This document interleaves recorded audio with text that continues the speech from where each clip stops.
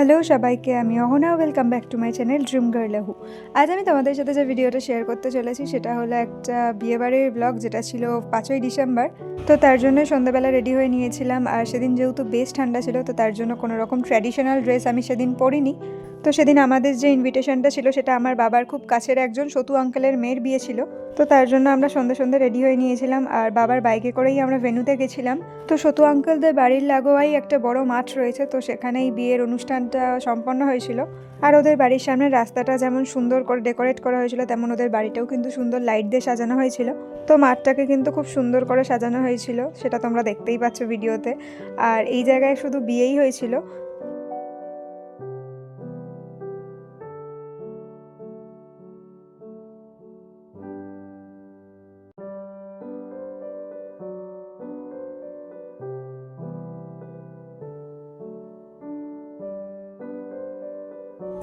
এরপর আমরা ভেতরে ঢুকে গিয়েছিলাম, আর ভেতরে লাইভ স্যাক্সোফোন বাজানো হচ্ছিল, আর ভেতরটাকেও কিন্তু খুব সুন্দর করে সাজানো হয়েছিল।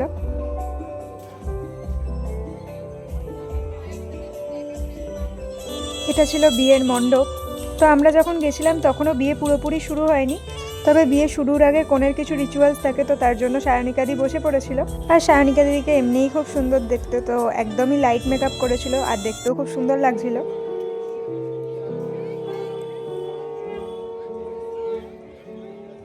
তো বিয়ের মণ্ডপের কাছেই ছিল আর একটা স্টেজ, তো ওখানেই গ্রুম দাঁড়িয়েছিল। তো আমি তখন একটা ভিডিও করে নিয়েছিলাম। তো এরপর কিছুক্ষণ দাঁড়িয়ে স্যাক্সোফোন বাজানো দেখছিলাম, আর সাথে ভিডিওও করছিলাম।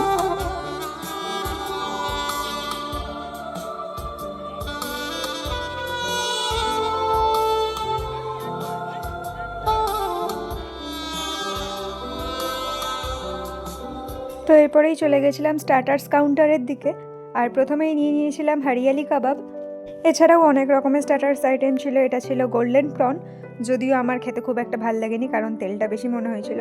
এরপর ছিল ক্রিস্পি চিলি বেবিকর্ন এবং ভেজ বল, আর আমি এই ক্রিস্পি চিলি বেবিকর্নটাই বেশি করে খেয়েছি কারণ আমার এটা খেতে খুব ভালো লাগে।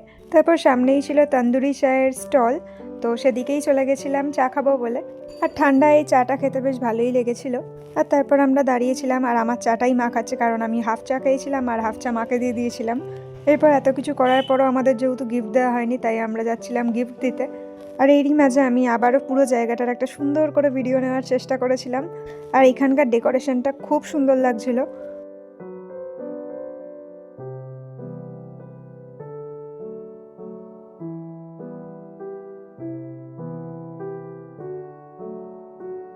তারপর মা আর বাবা গিয়ে গিফট দিয়ে দিয়েছিল, আর অন্যদিকে গ্রুমের যা যা রিচুয়ালস থাকে, গ্রুমও বিয়েতে বসে গেছিলো। আর তারপর আমাদের পরিচিত কিছু জনদের সাথে দেখা হয়ে গেছিলো, তো তাদের সাথেই মা গল্প জুড়ে দিয়েছিল। তারপর এই হলো একটা ছোট্ট পুচকে। এই পুচকুটা হলো আমার বাবার আর একটা কাছের একজনের নাতি।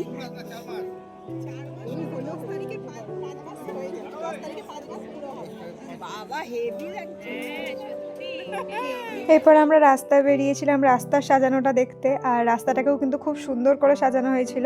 আর এই রাস্তাটা সাজানোর কারণ হলো এই রাস্তা দিয়েই যেতে হয়েছিল যেখানে খাবার অ্যারেঞ্জমেন্ট করা হয়েছিল সেখানে। তো আমরা অ্যাকচুয়ালি দেখতে যাচ্ছিলাম যে খাবার জায়গাটা কীরকম সাজিয়েছে। আর যেখানে বিয়ে হচ্ছিলো সেখান থেকে আমার মামার বাড়ি খুব বেশি দূর নয় যেহেতু, তো মামার সাথেও একবার আমরা দেখা করে এসেছিলাম।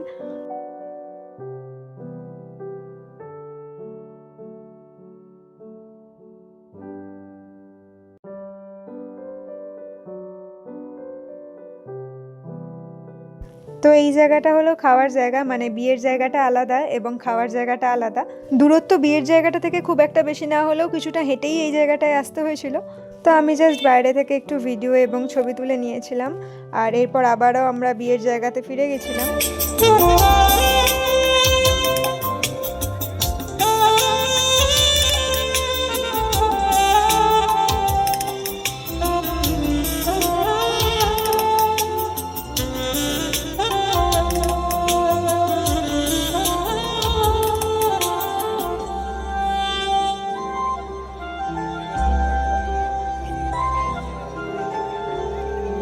এরপর কিছুক্ষণের মধ্যে শুরু হয়ে গেছিল 7 পাকে ঘোরা এবং মালা বদল।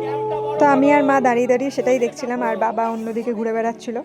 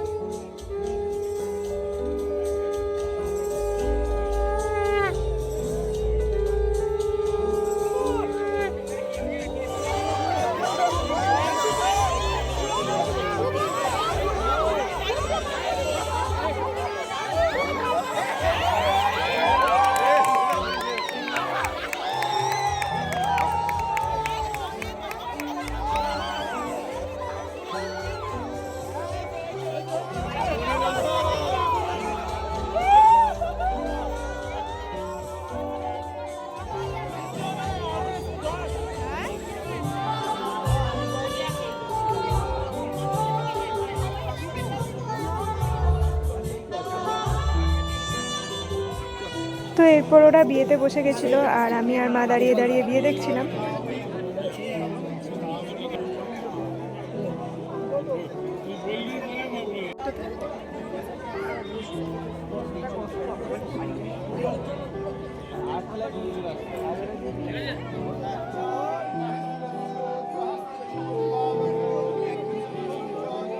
অনেকক্ষণ দাঁড়িয়ে থাকার পর ফাইনালি আমরা একটু বসার জায়গা পেয়েছিলাম, তাই একটু বসে পড়েছিলাম। আর তখন বেজে গেছিলো মোটামুটি রাত 10টা থেকে 10টা 15। তো তার জন্য বিয়ের মণ্ডপটা বেশ ফাঁকা ফাঁকা হয়ে গেছিলো, মানে প্রথমে যেরকম ভিড় ছিল সেই ভিড়টা কমে গেছিলো।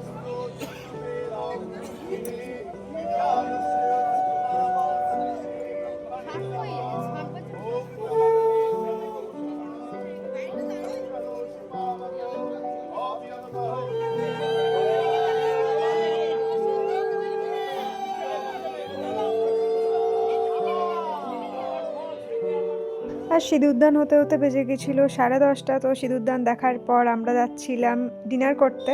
তো এই জায়গাটা কীরকম সাজিয়েছিল সেটা তো আমি আগেই ভিডিওতে দেখিয়ে দিয়েছি। তো এখানে বাবা আবারও একটু কথা বলছিল, তো দাঁড়িয়েছিলাম, তারপর আমরা ভেতরে ঢুকে যাচ্ছিলাম। তো এখানকার ভেতরটাও কিন্তু খুব সুন্দর লাইট দিয়ে সাজানো হয়েছিল। তো এখানে দুটো খাওয়ার অ্যারেঞ্জমেন্ট ছিল, মানে এই জায়গাটা ছিল বসে খাওয়ার জায়গা এবং এর ঠিক অপোজিটে ছিল বুফেতে খাওয়ার জায়গা। আর দুটো জায়গাকেই কিন্তু দুরকম সাজানো হয়েছিল। তো আমরা সবসময়ের মতো বুফেতেই খেয়েছিলাম, কারণ বুফেতে শান্তিতে আরামে খাওয়া যায়। তো এই জায়গাটার চারদিকে ছিল বুফে কাউন্টার।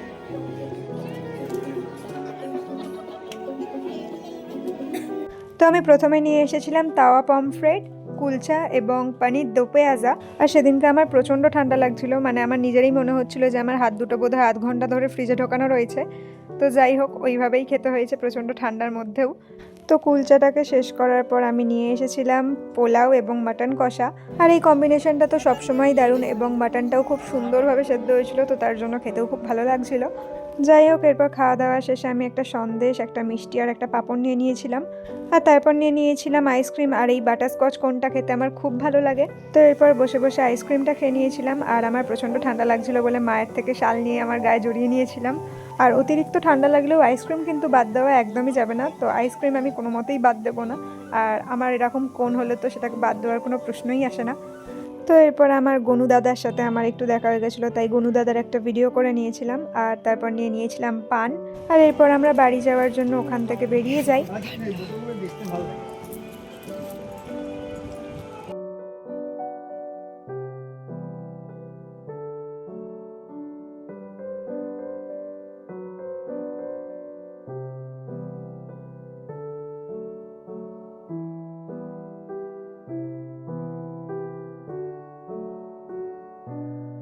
তো এর পাশেই বাবা বাইক রেখেছিল, তো ওখান থেকে বাবা বাইক নিয়ে নেয়। আর তারপর আমরা বাড়ি ফিরে আসি। আর যেহেতু রাত হয়ে গেছিলো তাই রাস্তাটা একদমই ফাঁকা ছিল, তাই আমরা খুব তাড়াতাড়ি বাড়ি ফিরে এসেছিলাম। তো এই ভিডিওটা এতটুকুই। ভিডিওটা যদি তোমাদের একটু ভালো লেগে থাকে তাহলে ভিডিওটাতে অবশ্যই একটা লাইক করে দিও, কমেন্ট করে জানাতে পারো ভিডিওটা তোমাদের কেমন লাগলো।